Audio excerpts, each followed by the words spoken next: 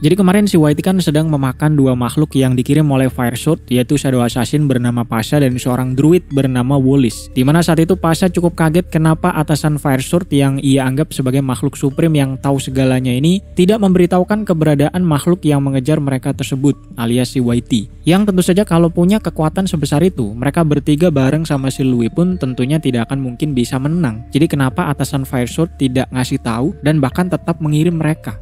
Gitu ya. Baru kemudian Pasha pun melihat ada sosok atasannya itu sedang melayang di udara menonton mereka dimakan sama si Whitey tanpa memberikan bantuan apapun. Sehingga di sini Pasha pun paham kalau sepertinya mereka bertiga ini dikirim hanya sebagai umpan untuk memancing si monster ini keluar. Dan singkat cerita Pasha pun tewas dengan perasaan yang bahagia karena ia merasa telah berguna bagi organisasi Fire Sword tersebut. Nah, atasan yang disinggung oleh Pasha ini adalah seorang pria bernama Cleveland yang punya julukan Poison Master atau ahli racun. Jadi dia ini adalah seorang white magician sekaligus seorang scholar yang ada di tingkat destruktif. Dimana sebagai seorang scholar, Cleveland ini sangat ahli dalam menciptakan sesuatu, termasuk berbagai macam senjata kimia, contohnya seperti racun. Dan salah satu karyanya adalah racun bernama Voice of Doom yang biasanya dipakai oleh para Shadow Assassin untuk membunuh targetnya. Termasuk dipakai juga sama si Shadow Assassin yang berusaha membunuh Wilde tempo hari, yang namanya Debra kalau nggak salah. Dan Cleveland ini juga berperan sangat penting dalam eksperimen modifikasi yang berhasil menciptakan para Shadow Assassin. Lalu di komik juga sepertinya ada ilustrasi dari si Cleveland ini, tapi gue nggak tahu apakah ini memang Cleveland atau karakter yang lain. Tapi kita pakai aja. Nah, di dalam Fire Sword dijelaskan kalau Cleveland itu seharusnya ada di bawah kepemimpinan Raziel. Tapi karena beberapa hal dia sekarang jadi bawahan langsung dari Sandalphon, salah satu dari 10 pemimpin Fire Sword juga. Dan sebenarnya sebelum itu dia disuruh untuk mengambil buku misterius yang ada di tangan Theodore secara langsung. Karena katanya buku ini terhubung dengan asal-usul organisasi Fire Sword. Yang mana sampai sini kita sudah tahu bahwa sepertinya memang Michael menciptakan Fire Sword ini terinspirasi dari Bible milik Xiao Yiwen yang hilang ya. Makanya nama 10 foundernya pun juga memakai nama-nama angel dari Bible. Dan tentu saja karena jurnal misterius ini juga berasal dari bumi, Fire Sword sepertinya menganggap jurnal ini sama berharganya dan mungkin dikira terhubung dengan Bible yang Michael temukan. Meskipun masih tidak diketahui apakah mereka ini bisa memahami isinya atau tidak. Tapi intinya awalnya misi Cleveland ini adalah untuk mengambil bukunya secara langsung. Namun tiba-tiba Sandalphon mengubah misinya tersebut menjadi misi penyelidikan dan pengintaian. Sehingga dikirimlah 3 kroco-kroconya sebagai umpan, di mana Cleveland sendiri memasang sebuah formasi sihir yang sangat kuat di sebuah tempat yang akan dipakai untuk menangkap si Whitey. Dan rencananya ini ternyata berhasil memancing si Whitey keluar. Sehingga Cleveland pun ketawa-ketawa di situ karena si mantan dewa palsu atau si Whitey ini nampaknya tidak sadar kalau dia sedang berada dalam bahaya. Yang nantinya dia akan diculik, diteliti, dan bisa jadi dimodifikasi menjadi sebuah senjata yang jauh lebih mematikan lagi, katanya.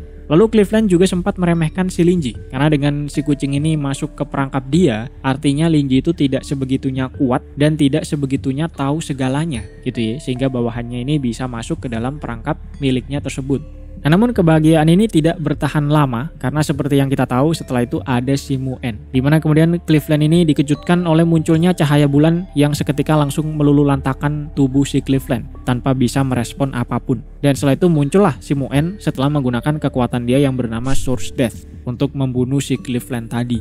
Nah, lalu dijelaskan bahwa Source Death ini adalah salah satu dari 7 kekuatan bulan milik Walpurgis yang sudah diwariskan kepada Muen. Bahkan yang paling kuat dari 7 tersebut. Yang ketika dicuri sama Church of the Dome, kekuatan ini dipakai sama si Buck dengan nama Heresy Trial, kalau kalian ingat. Tapi karena sekarang sudah kembali ke pemilik aslinya, kekuatan ini pun juga balik ke tingkat aslinya, yang mana puluhan kali lipat lebih kuat daripada ketika dipakai sama si Buck. Nah, lalu Source Death ini juga punya 3 tingkatan yang berhubungan juga dengan tingkat Supreme yang nanti akan dijelaskan lebih lanjut. Tapi intinya di tingkat pertama efeknya ini adalah orang yang terkena serangan ini akan langsung tewas. Lalu di tingkat kedua apapun yang berhubungan dengan orangnya juga akan menghilang. Contohnya seperti formasi sihir yang Cleveland pasang untuk menangkap si Whitey itu juga seketika menghilang. Lalu semua hal yang dia ciptakan seperti macam-macam racun, eliksir, bahkan para Shadow Assassin yang merupakan hasil modifikasinya pun juga akan menghilang. Dan di tingkat yang ketiga, identitas si Cleveland sendiri yang akan menghilang. Jadi ingatan orang-orang yang mengenal Cleveland nantinya akan terdistorsi, seakan seperti mereka nggak pernah kenal dengan si Cleveland ini. Nah, namun si Muen mengatakan kalau dia masih belum bisa menggunakan kekuatan ini sampai ke tingkat ketiga dan hanya bisa sampai 2,5 doang. Nah, lalu setelah membunuh si Cleveland, Muen menatap ke satu arah dan melihat ada sesuatu di situ yang dia sebut sebagai dalang di balik semua ini. Yang setelah ini akan dibahas juga siapa si dalang ini ya. Tapi kemudian Muen menggunakan kekuatannya lagi, membentuk sebuah tombak dari cahaya bulan di tangannya, dan tombak ini melesat menuju ke sesuatu tersebut dan berhasil membunuhnya. Jadi dalam waktu yang sangat singkat, Muen ini berhasil membunuh 2 orang dan menyelamatkan si Whitey.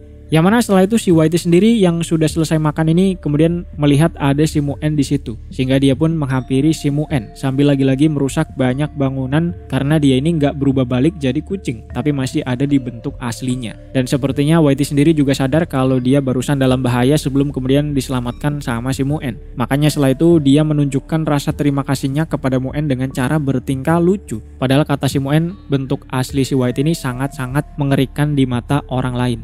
Nah, di sisi lain, Muen juga akhirnya paham kalau Boslin memang sudah tahu kalau Whitey ini akan dalam bahaya, seperti perkataan Linji di video sebelumnya ya. Makanya dia menyuruh Muen untuk pergi menjemput si Whitey pulang. Lalu Muen juga sempat merenung karena meskipun dia sudah mewarisi kekuatan Walpurgis dan bisa dibilang sudah ada di tingkat supreme, tapi dia ini masih belum bisa memprediksi kalau Whitey akan dalam bahaya karena keterbatasan dirinya tersebut.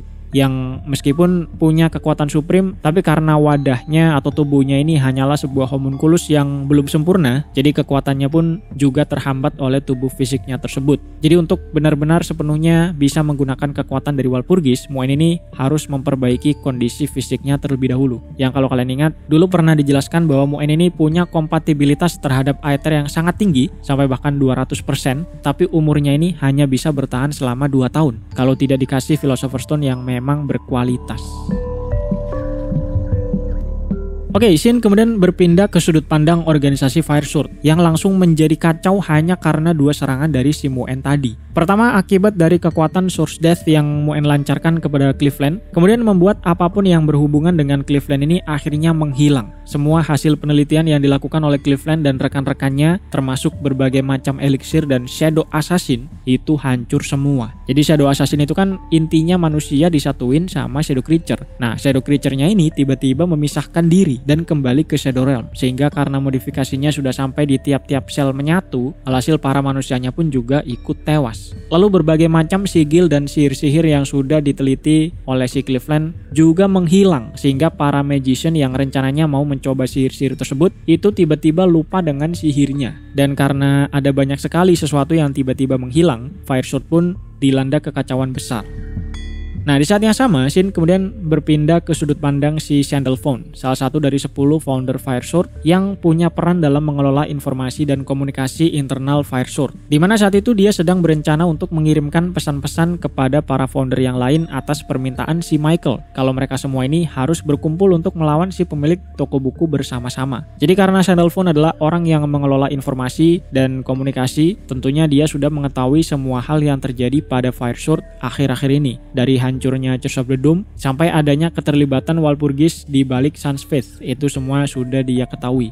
Tapi hal ini justru membuat dia sangat bersemangat, karena bisa dibilang dia ini sangat percaya dengan kekuatan yang mereka punya. Dewa apapun atau bahkan primordial witches sekalipun akan mereka libas katanya, termasuk si pemilik toko buku alias si Linji. Nah, lalu sosok si Sandalphon ini sendiri sebenarnya adalah sebuah mythical shadow creature yang biasanya dipanggil sebagai Brood Mother atau Spider God yang sudah tercipta di Shadow Realm bahkan sebelum para elf lahir. Dan dalam hal kekuatan bisa dibilang dia ini hampir setara sama si Giant King Augustus. Dan salah satu faktor kenapa Fire Sword bisa melakukan modifikasi dengan shadow creature adalah berkat Sandalphon ini yang juga merupakan shadow creature yang sekaligus menjadi penguasa Shadow Realm itu sendiri. Lalu bentuk tubuhnya adalah setengah laba-laba dan setengah perempuan, kayak di anime Kumodesuga Nanika. Cuman dengan ukuran yang sangat besar yang mungkin seukuran Giant King Augustus, dan dia ini juga adalah makhluk yang disembah oleh para Dark Elf. Nah, kalau kalian ingat ketika Jisixu ngobrol sama bapaknya, lalu bapaknya bilang kalau Cherry yang merupakan keturunan setengah Dark Elf ini akan sangat sibuk nantinya karena para Dark Elf itu sepertinya menemukan jalan untuk menuju ke Lower District yang bisa mereka monopoli, yang ada di video part 49. Nah, diduga jalan yang mereka temukan ini ada di dekat sarang Brood Mother yang ada di dalam gua atau bawah tanah lah intinya. Nah, kemudian kembali lagi setelah Sandalphon ini mengirim pesan-pesan kepada founder Firesword yang lain menggunakan laba-laba kecil yang jumlahnya cukup banyak, mungkin anak-anaknya dia ya. Dia itu kemudian ingin memantau misi pengintaian yang dilakukan oleh Cleveland sebelumnya, karena sudah cukup lama tapi tidak ada kabar sama sekali. Tapi dia menjadi sangat terkejut ketika dia merasakan tiba-tiba para Shadow Assassin ini hancur dalam waktu yang hampir bersamaan, di mana ini tidak mungkin bisa terjadi tanpa adanya sebuah hukum sebab akibat yang terlibat. Dan kalau sudah menyangkut masalah hukum, apapun itu, artinya ada makhluk supreme yang terlibat. Nah, ia pun kemudian berusaha menghentikan serangan ini dengan kekuatan supreme yang dia punya, yang berhubungan dengan jaring. Nanti akan dijelaskan lebih lanjut, tapi intinya ia berusaha terhubung ke para Shadow Assassin menggunakan jaringnya dan berusaha menghentikan proses hancurnya mereka ini. Tapi ternyata kekuatan jaringnya ini kalah kuat sama kekuatan si musuh, alias si Mu'en, karena tingkat hukum di kekuatan yang dipakai oleh si Mu'en itu lebih tinggi daripada milik si Sandalphon sendiri. Sehingga singkat cerita, kekuatan si Sandalphon ini jontos-jontosan sama kekuatan supremenya si Mu'en, dan pada akhirnya dia hanya bisa menyelamatkan sepertiga dari total 3000 lebih Shadow Assassin. Dan bentrok singkat ini berhasil menghancurkan gua yang menjadi sarangnya tersebut, juga mengubur cukup banyak Dark Elf yang kebetulan ada di situ. Nah, setelah itu ia pun mencoba melihat sebenarnya siapa sosok yang punya kekuatan supreme setinggi itu dengan menciptakan sebuah klon untuk memantau, dan di situ ia melihat sosok si Mu'en.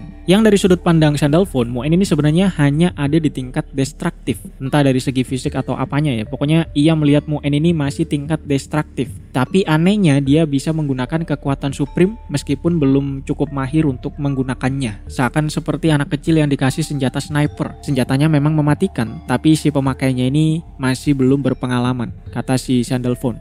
Nah, barulah setelah itu, klon milik Sandalphon ini tiba-tiba diserang oleh tombak bulan ciptaan Mu'en tadi yang bernama Coronal Projection, sehingga menghancurkan klon tersebut dan cukup melukai tubuh asli si Sandalphon yang ada di gua. Yang mana ini makin membuat Sandalphon kaget, karena ternyata serangan Coronal Projection dari si Mu'en ini adalah serangan supreme juga dan punya hukumnya sendiri yang berbeda dengan Source Death sebelumnya. Jadi dari sudut pandang si Sandalphon, ini ada satu orang tingkat destruktif tapi bisa menggunakan dua kekuatan supreme dengan hukum yang berbeda. Gimana nggak kaget gitu ya? Tapi mungkin dia bakal makin kaget lagi kalau misal tahu Mu'en itu punya 7 kekuatan supreme, Pak. Nah, tapi untungnya yang terkena serangan penuh tadi hanyalah klon dari si Sandalphon. Meskipun sebenarnya klon ini juga punya kekuatan supreme, hanya sedikit lebih lemah dari tubuh aslinya, tapi tetap aja di sini Sandalphon menjadi merinding ketakutan ketika membayangkan bagaimana jadinya kalau yang terkena serangan tadi adalah tubuh aslinya. Kemudian Sandalphon yang ketakutan ini tidak berani lagi memantau ke lokasi Mu'en secara langsung, jadi ia hanya melihat keingatan klonnya tadi untuk mengecek ulang siapa sosok wanita tersebut. Dan di sini ia pun sadar kalau rupanya wanita ini adalah sosok asisten pemilik toko buku yang misterius atau si Linji. Nah, tapi sebelum lanjut, di sini ada sedikit penjelasan sebenarnya bagaimana tingkat supreme itu bekerja untuk bisa memahami lebih lanjut. Jadi seperti yang sudah kita tahu bahwa untuk menjadi rank supreme itu seseorang harus bisa menguasai satu hukum, apapun itu. Contohnya Rengat bisa mengendalikan hukum hujan, gitu ya. Tapi dari penjelasan Sandalphon, rank supreme sendiri itu juga dibagi menjadi 3 tingkatan. Contohnya si Rengat, dia itu masih ada di tingkat pertama. Jadi dia hanya bisa mengendalikan hujan atau petirnya doang. Kalau misal dia ada di tingkat kedua, harusnya kekuatannya ini berhubungan dengan perubahan dan perputaran, dan tingkat ketiganya berhubungan dengan keabadian. Contoh lain adalah kekuatan Source Death-nya si Mu'en tadi, yang tadi sudah dijelaskan efek dari ketiga tingkatnya ini apa aja, ada di menit berapa tadi ya. Tapi terakhir kekuatan si Sandalphon sendiri di mana dia masih ada di tingkat kedua, di mana tingkat pertamanya itu berhubungan dengan jaring, lalu tingkat kedua berhubungan dengan koneksi, sedangkan tingkat ketiganya berhubungan dengan takdir, yang mana masih belum bisa ia kuasai. Dan di bentrok sebelumnya, kekuatan Mu'en itu ada di tingkat 2,5. Itulah kenapa Sandalphon kewalahan untuk menghentikan hukum sebab akibat dari kekuatan si Mu'en tersebut. Meskipun pada akhirnya juga bisa dihentikan oleh si Sandalphon, tapi itu pun karena Mu'en sendiri masih belum bisa sepenuhnya mengendalikan kekuatannya tersebut.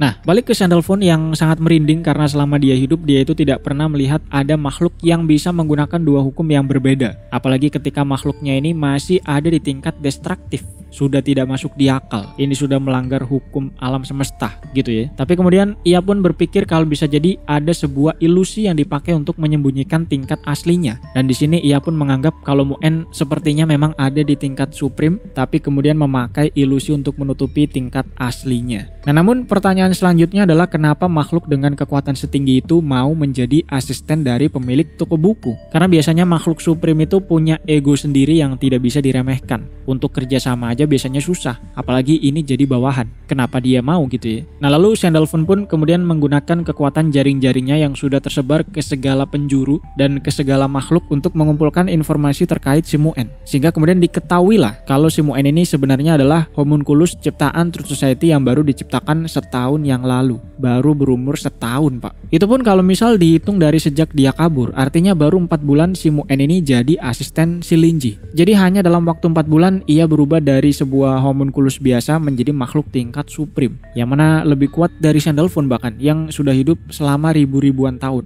Jadi apa yang terjadi di dalam toko buku tersebut selama 4 bulan Mu'en hidup di situ gitu ya. Sehingga fakta ini pun sangat melukai harga diri Sandalphon secara pribadi. Karena untuk bisa menjadi makhluk supreme kurang dari 1000 tahun aja sudah menjadi impian banyak makhluk transenden. Ini malah dalam waktu 4 bulan doang. Dan satu-satunya faktor pembeda hanyalah menjadi asisten dari pemilik toko buku yang misterius tersebut.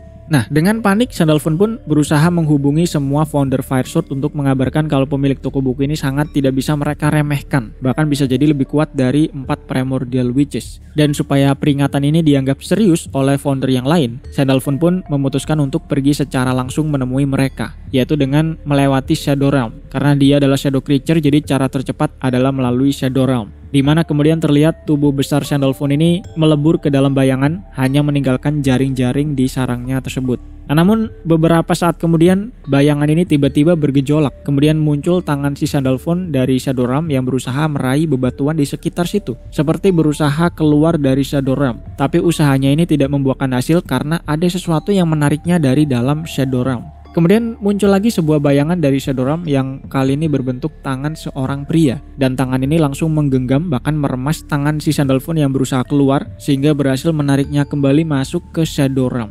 Nah, makhluk apakah yang menarik si Sandalphon ini? Sayangnya tidak dijelaskan.